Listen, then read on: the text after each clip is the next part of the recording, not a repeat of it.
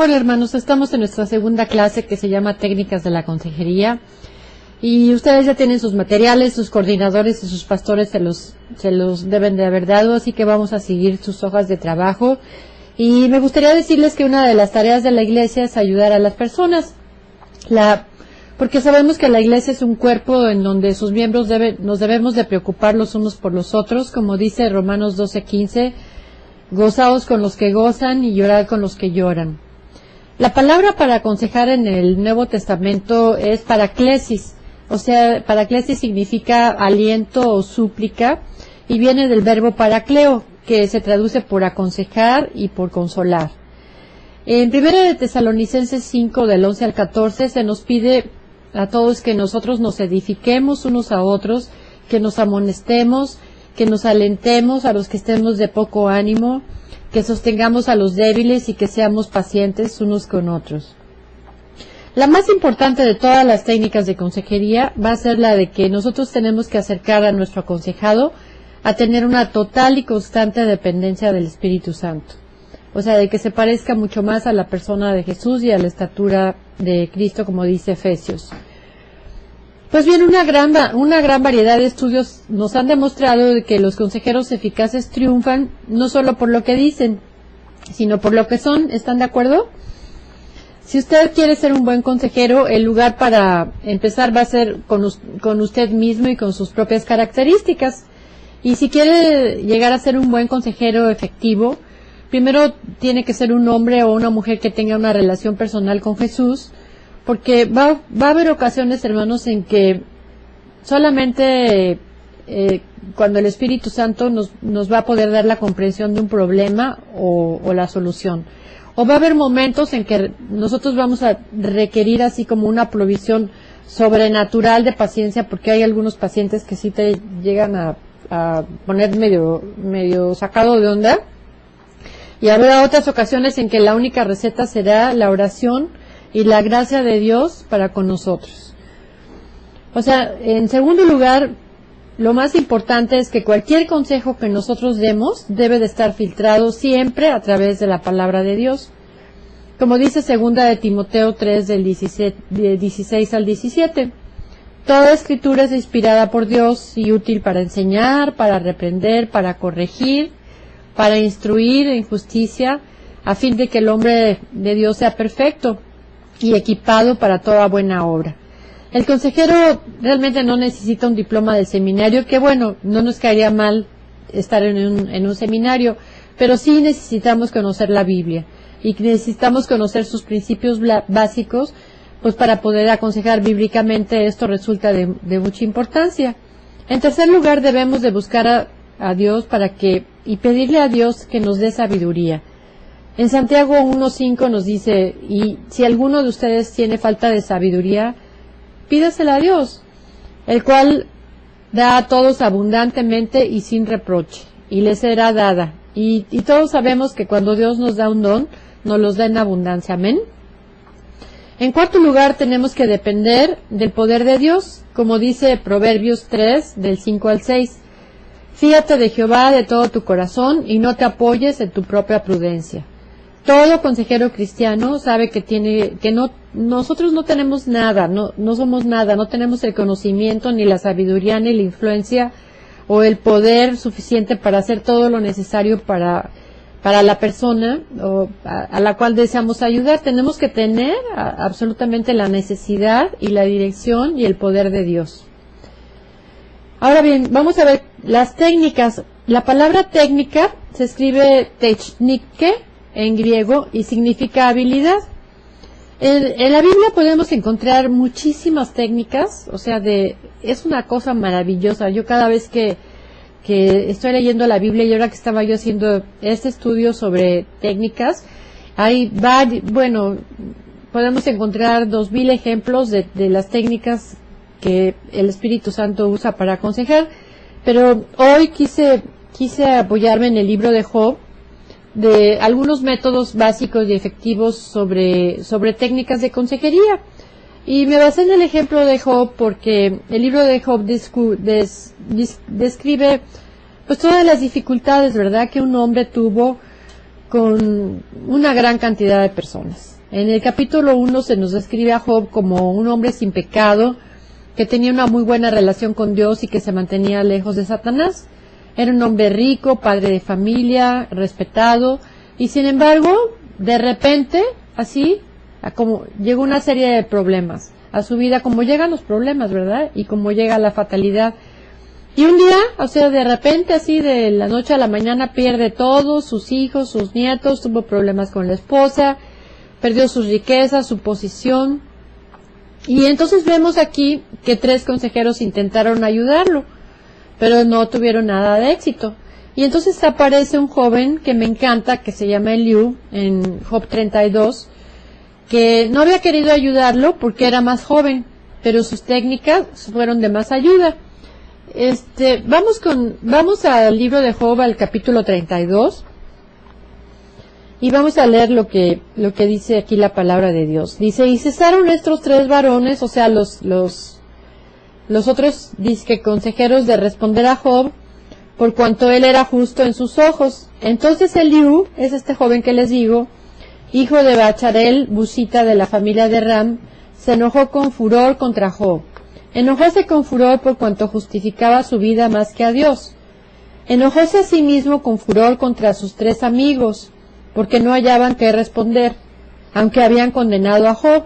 Y Eliú había esperado a Job en la disputa, porque eran más viejos de días que él, o sea, él era más joven que ellos. Empero, viendo Eliú que no había respuesta en la boca de aquellos 3 varones, el furor se encendió. Y respondió Eliú, hijo de Barachel, y dijo: yo soy menor de días y vosotros viejos. He tenido por tanto miedo y temido declararos mi opinión.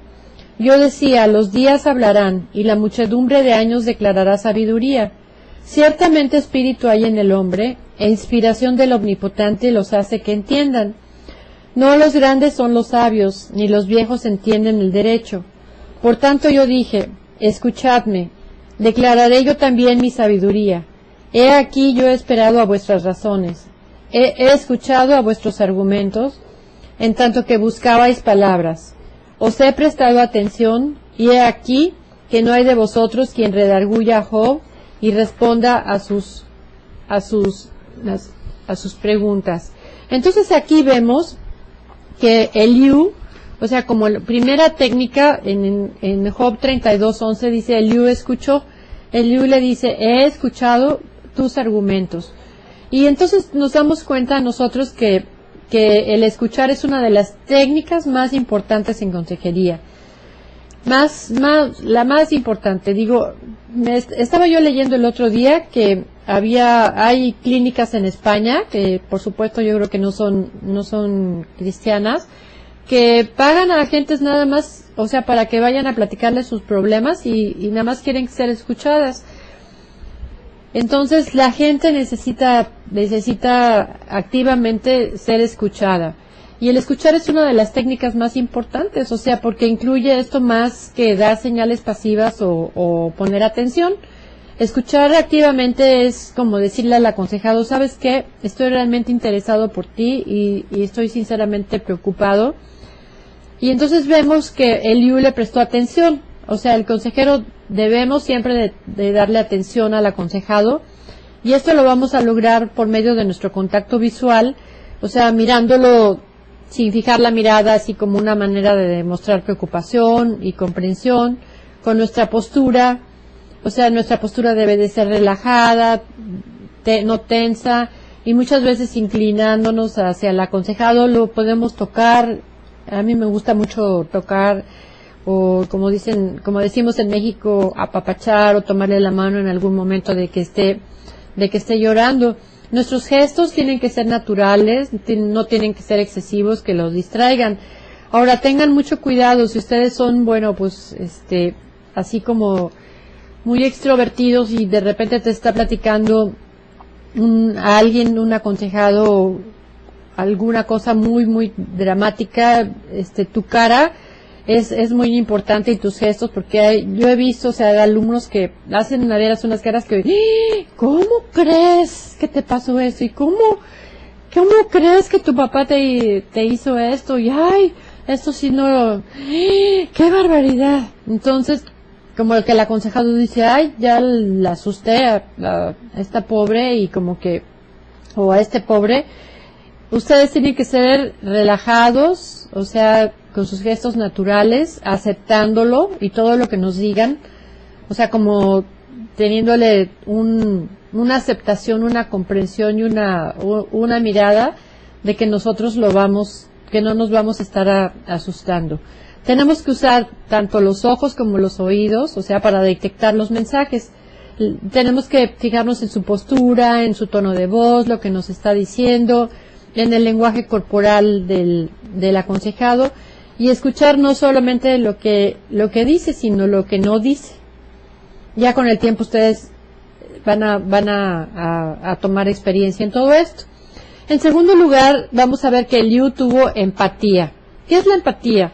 La empatía es ponerte en los zapatos de otros. O sea, empatía es el poder o la capacidad de imaginarse uno mismo siendo la otra persona, para compartir así sus ideas y sus sentimientos. La palabra metriopatein quiere decir tener compasión, en Hebreos 5:2 lo vemos.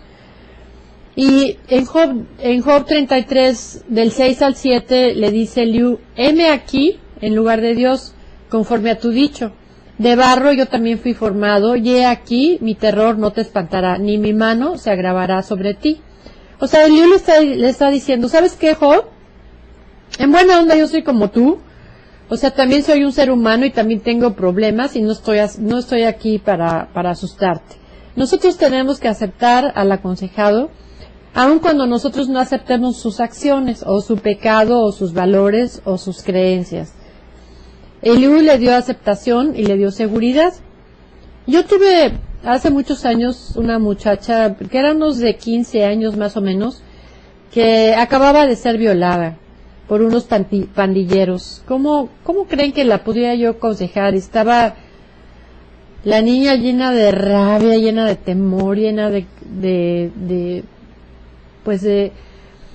ira, de susto. No le iba yo a decir, ay, bueno, pues mira, todas las cosas nos suceden para nuestro bien, o ya verás que todo va a salir bien, o no le podía yo estar leyendo pasajes de la Biblia, le pude haber leído la historia de Tamar, pero le dije, ¿sabes una cosa? Te entiendo perfecto. Sé que es terriblemente difícil para ti expresarte con estos sentimientos tan fuertes. Yo me imagino que has de tener náuseas de estarte acordando, me imagino que tenías mucho miedo, que estabas confundida, que te sentías sola y que te sientes desvalida. Y entonces me dicen, sí, cierto, o sea, y con eso así como que empezó su restauración. La empatía del consejero tiene un impacto curativo en el aconsejado y refleja una comprensión profunda del mundo privado del aconsejado, que estás sintiendo que lo estás entendiendo y que lo estás comprendiendo y que lo estás aceptando.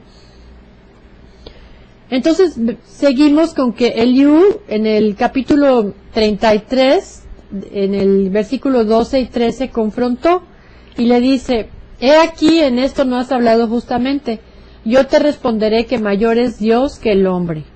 O sea, aquí Eliú en el versículo 12 lo está confrontando a Job. Confrontar quiere decir que que tú le estás señalando sus pecados, sus faltas, sus malentendidos o sus actitudes pecaminosas.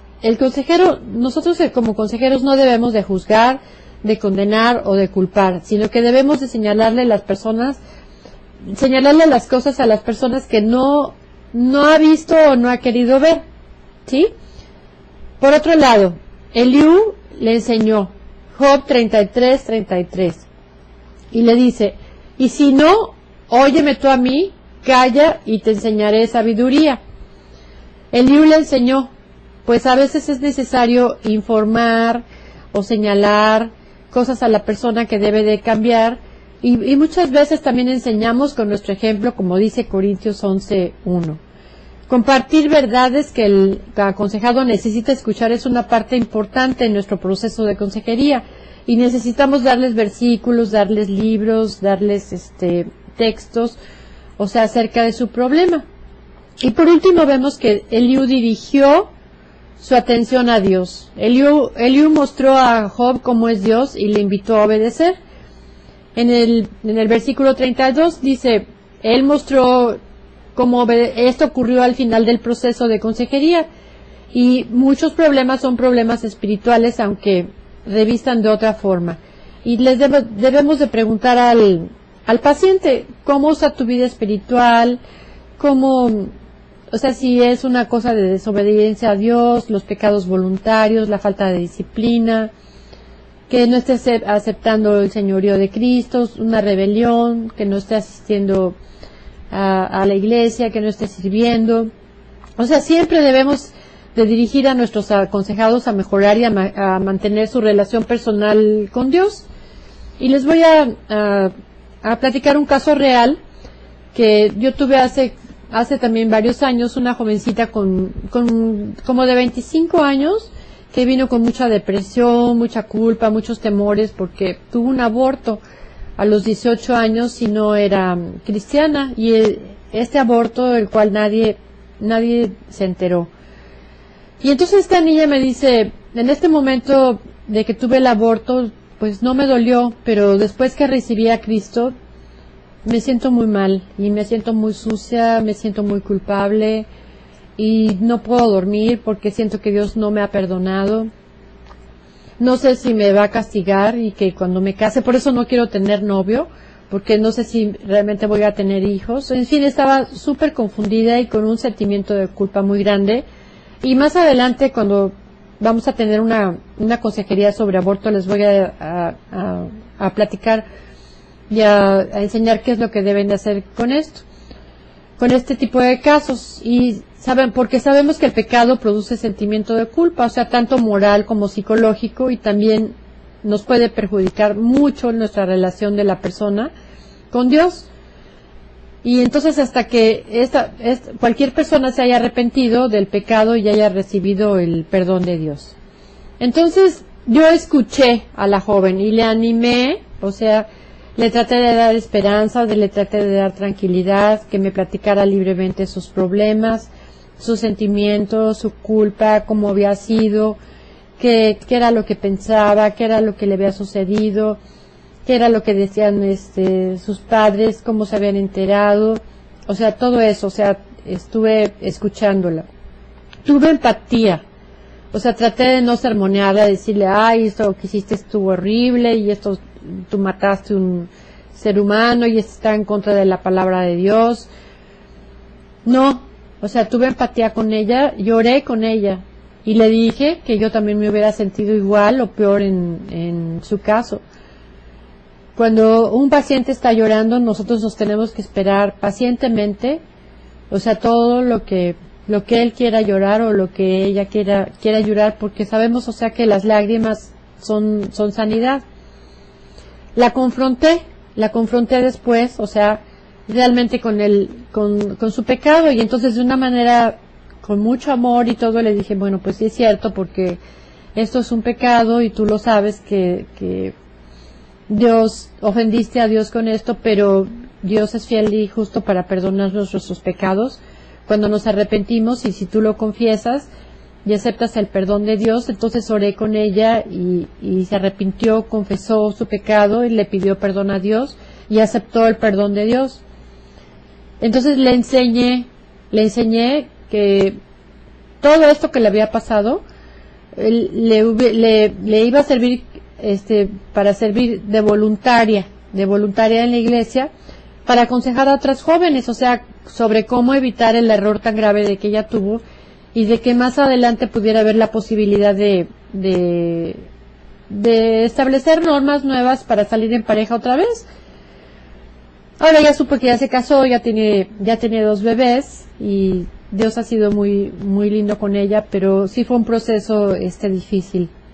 Y la dirigí hacia Dios, le animé a que clamara hacia Dios, que le entregara su corazón quebrantado y que dependiera de Él totalmente para que la sanara y para que la restaurara. Porque como dice el Salmo 34:18, cercano está Jehová a los quebrantados de corazón, Él salvará a los contritos de espíritu.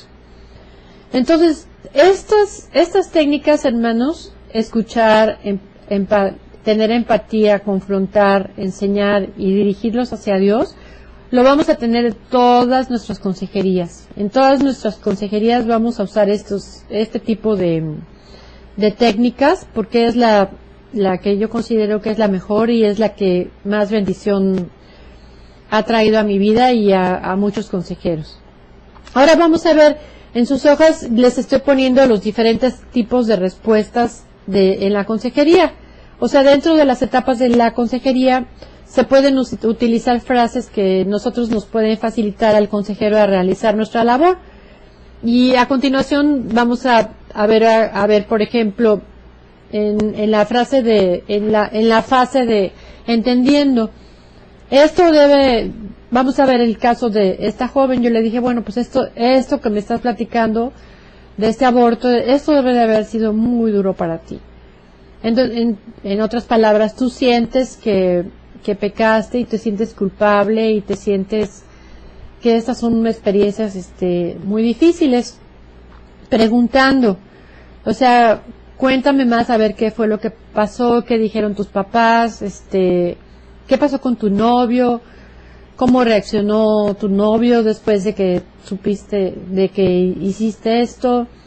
A ver, no estoy segura si entendí, si sí supo o no supo, ¿me entiendes? O sea, tenemos que estar preguntando todo lo que nosotros tengamos dudas, lo tenemos que apoyar, o sea, decirle, bueno, ¿sabes qué? Que siento que muchas niñas de tu edad, o sea, se sienten así, y estoy segura que esto va a suceder y va a mejorar cuando Dios te perdone y ya te perdonó y vas a seguir una vida limpia y sin mancha.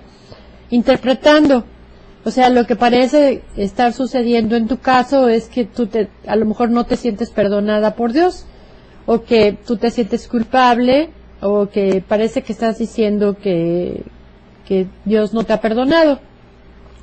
Evaluando, diciendo, bueno, esto es una buena idea, yo te aconsejaría que antes de volver la semana que entra deberíamos de hacer esto. Le di precisamente a leer el ejemplo de Tamar en Primera de Samuel, y todas estas frases, bueno, ustedes les van a salir, no las van a tener que estar apuntando, pero ustedes cuando estén en consejería va a ser mucho más fácil que ustedes estén llevando la consejería asintiendo con este tipo de frases, perdón.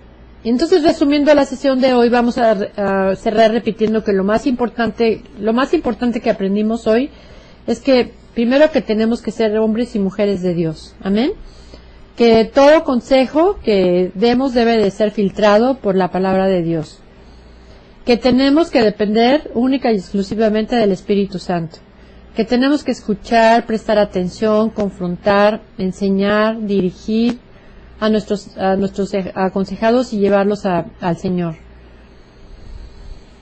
Hace muchos años, un judío llamado Pablo se interesó por un joven Timoteo y le aconsejó para que usara sus dones y su liderazgo. Por otro lado, vemos que Bernabé tomó a su cuidado a Marcos, y Marcos llegó a ser un miembro muy respetado de su iglesia.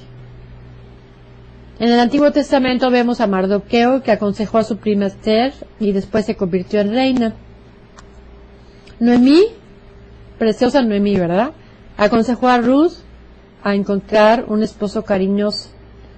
Moisés aconsejó y capacitó a Josué para ser un gran líder. ¿Y saben qué? Ninguno había tomado clases de consejería, pero conocían la palabra de Dios y conocían a Dios, y fueron guiados por el Espíritu Santo para ayudar a otros a cumplir el propósito de Dios. Así también, hermanos, ustedes están aprendiendo y capacitándose para ayudar a los demás, porque el Señor tiene un plan para su vida. Que Dios les bendiga, y en la próxima hora les enseñaré cómo hacer una entrevista y una historia clínica. De tarea les dejo leer Job 32 al 36 y subrayar todas las técnicas de consejería que acabamos de leer. Las tareas se las entregan a su coordinador o a su pastor. Nos vemos a ratito. Que Dios los bendiga.